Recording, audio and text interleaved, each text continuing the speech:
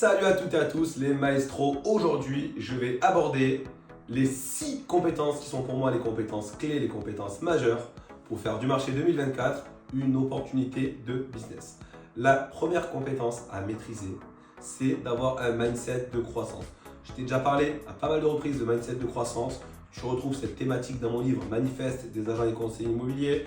J'ai déjà parlé de ça lors de l'Event Immo. C'est vraiment le fait de se dire que tu es là pour croître et je suis convaincu que l'être humain est fait pour croître, pour se dépasser. Et donc avec ce mindset de croissance, tu te diras, fin 2024, j'aurai appris, j'aurai grandi et donc ça a été une opportunité pour moi ce challenge d'être plus grand, plus fort, plus costaud.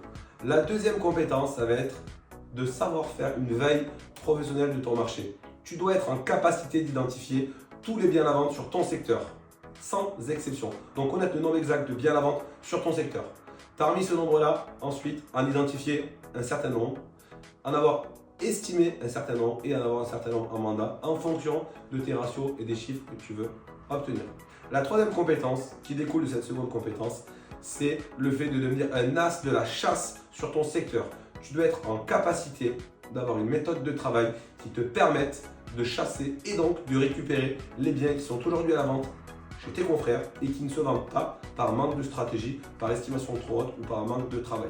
Pour ça, tu vas utiliser le lead nurturing, c'est-à-dire la faculté de faire monter à maturité le projet de ton vendeur en lui apportant de la valeur, en lui apportant de l'information sur comment il doit vendre, sur l'état du marché, sur tout ce qui va l'intéresser. Pour qu'au moment où tu le rencontres, tu te dises c'est lui que je veux, c'est toi, parce que tu auras fait ton travail en amont. Ensuite, tu as rentré ce mandat, c'est bien, mais aujourd'hui il y a un souci sur la gestion de ces stocks mandats parce que les prix sont trop élevés dans les portefeuilles de la plupart des agents immobiliers.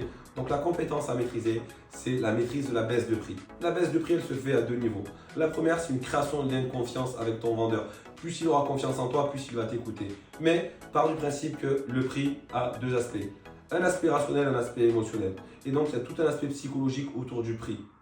Ensuite, tu dois devoir travailler compétences sur la gestion de tes acheteurs. Les acheteurs, les grands oubliés post-Covid. Plus personne pensait aux acheteurs. Aujourd'hui, ils rentrent dans l'équation. Ils sont un enjeu majeur. Tu dois faire preuve de pédagogie avec ces acheteurs.